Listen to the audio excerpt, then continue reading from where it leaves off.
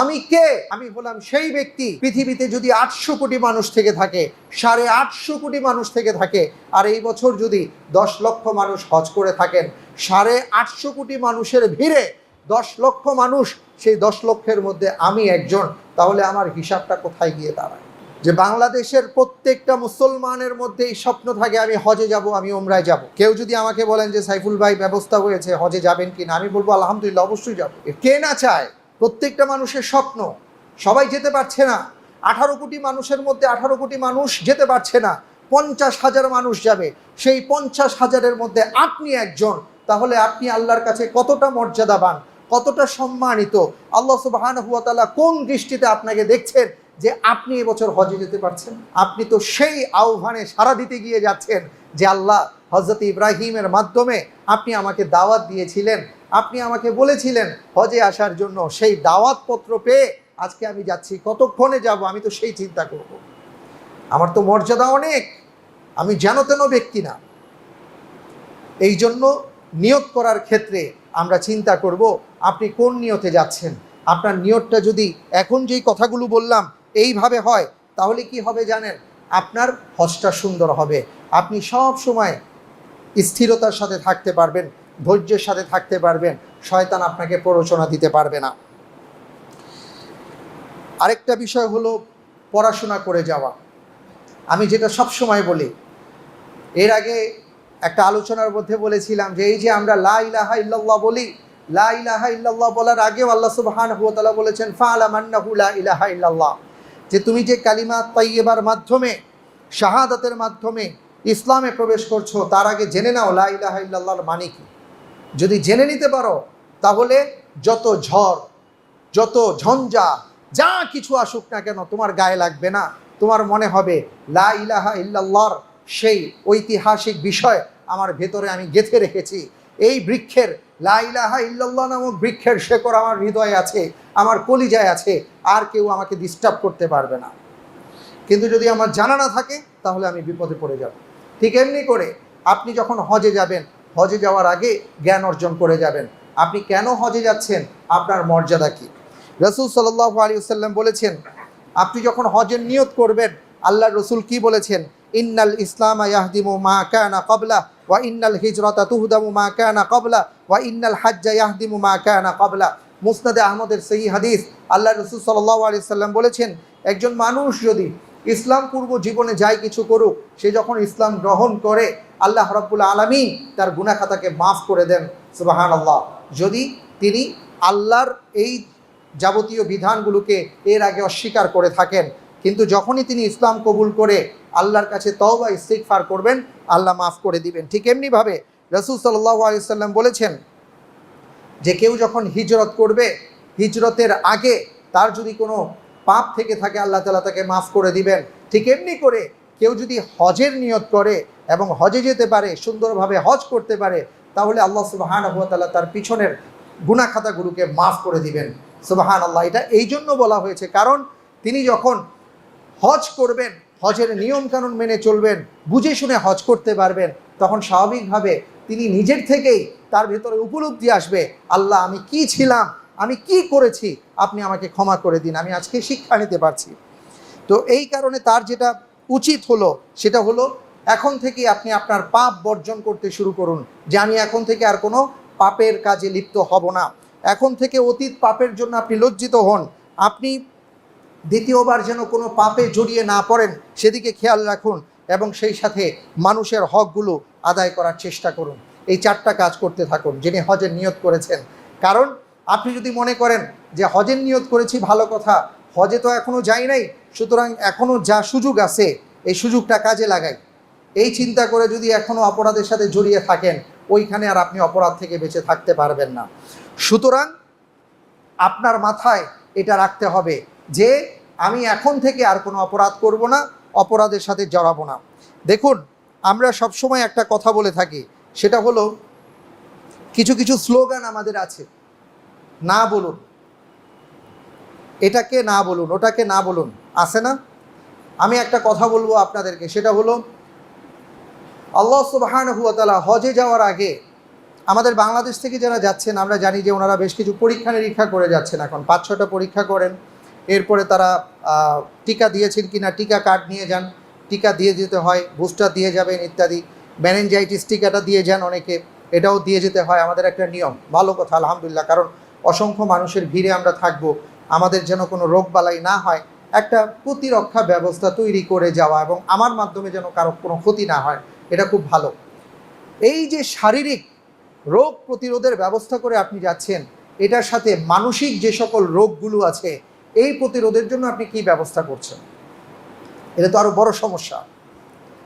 এই টিকাগুলো নিয়েছেন কিনা, এই ব্যাপারে তো টিকা নিয়ে যেতে হবে, এটা আল্লাহ তাআলা বলে দিয়েছে পবিত্র কোরআনুল কারীমের মধ্যে। আল্লাহ সুবহানাহু ওয়া তাআলা সূরা বাকারার 197 নম্বর আয়াতে বলেছেন 3টা টিকা নিতে হবে, 3টা বিষয় থেকে বেঁচে থাকতে হবে। 3টা ভাইরাস মানসিকভাবে আপনাকে আক্রমণ করবে, সেই ভাইরাস থেকে এখান থেকে আপনার টিকা নিয়ে যেতে হবে। 3টা বিষয়কে আপনার না করতে হবে।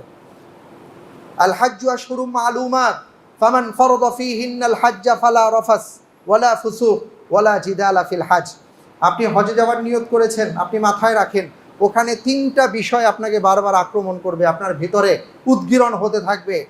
সেই 3টা বিষয় কি? 1 নাম্বার রফাস, অশ্লীলতায় জড়িয়ে পড়া।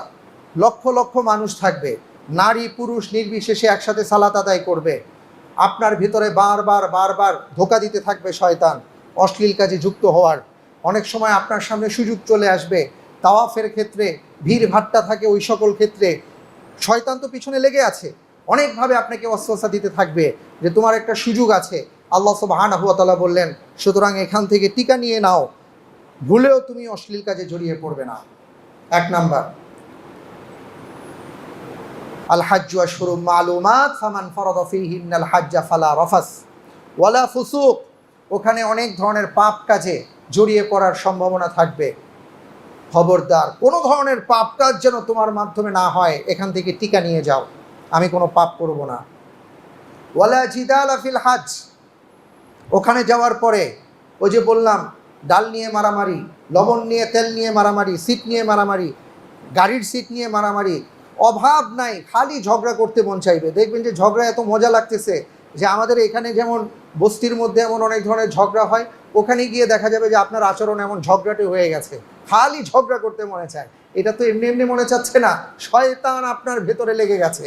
আপনি টিকা নিয়ে যান নাই তো, আপনি তো জানেন না যে এই ব্যাপারে আল্লাহ তাআলা আগেই বলে দিয়েছেন যে 3টা বিষয়ে সতর্ক থাকো, ঝগড়াটে হওয়া যাবে না, মুখের ভাষা ঠিক রাখতে হবে।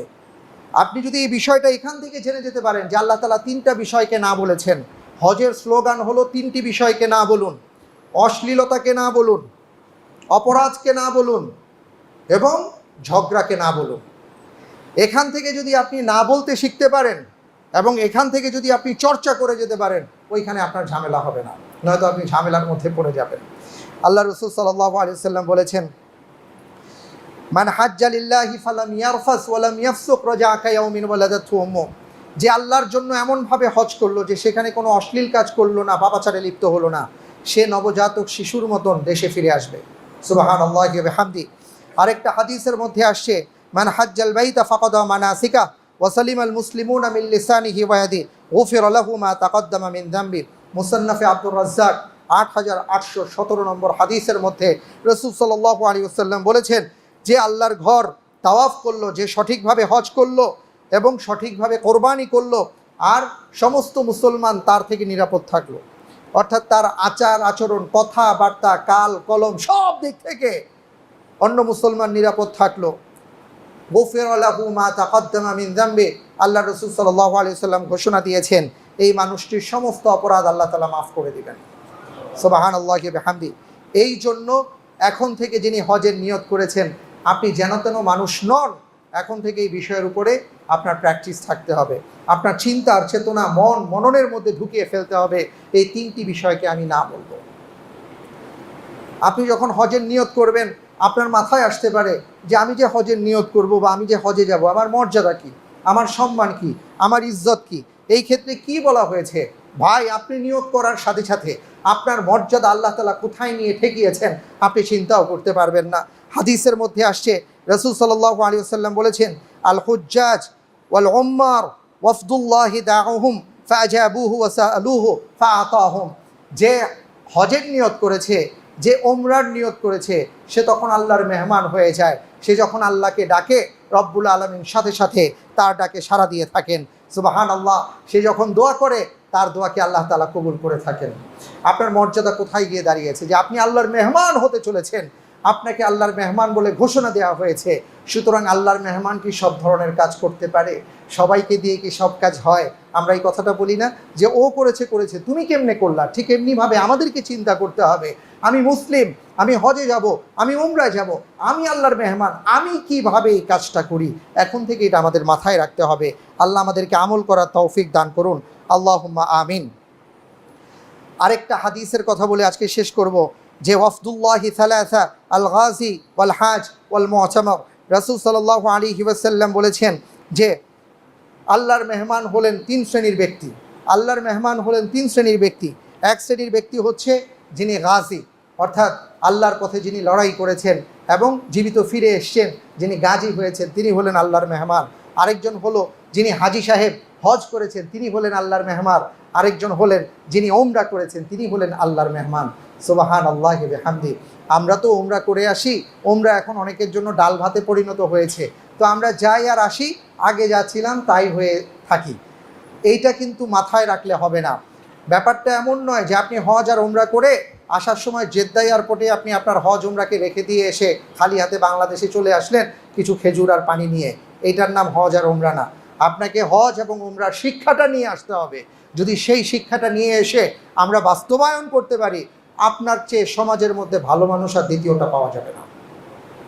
তো আমরা ইনশাআল্লাহ তাআলা এই বিষয়গুলো নিয়ে আরও আলোচনা করব যে যিনি হজের নিয়ত করেছেন, যিনি হজে যাবেন, আল্লাহ তাআলা তার কি কি মর্যাদার মর্তবা রেখেছেন। এটা যদি আমরা ভালো করে অনুধাবন করতে পারি, ইনশাআল্লাহ তাআলা যারা যাবেন এবং ভবিষ্যতেও যারা যাবেন, এই চিন্তা নিয়ে আপনি যাওয়ার চেষ্টা করবেন। আর এবছর যারা যাবেন, আলহামদুলিল্লাহ, তাদের জন্য অনেক উপকার তো অবশ্যই হবে। রব্বুল আলামিনের কাছে আমরা দোয়া করি আল্লাহ তাআলা যেন আমাদের প্রত্যেককে আমরা যাবতীয় যে সকল আমলগুলো করছি তার যেন মর্ম অনুধাবন করে আমাদের জীবনটাকে আমলের মাধ্যমে সাজাতে পারি, গোছাতে পারি। সেই তৌফিক রব্বুল আলামিন আমাদের সবাইকে দিয়ে ধন্য করুন। আল্লাহুম্মা আমিন।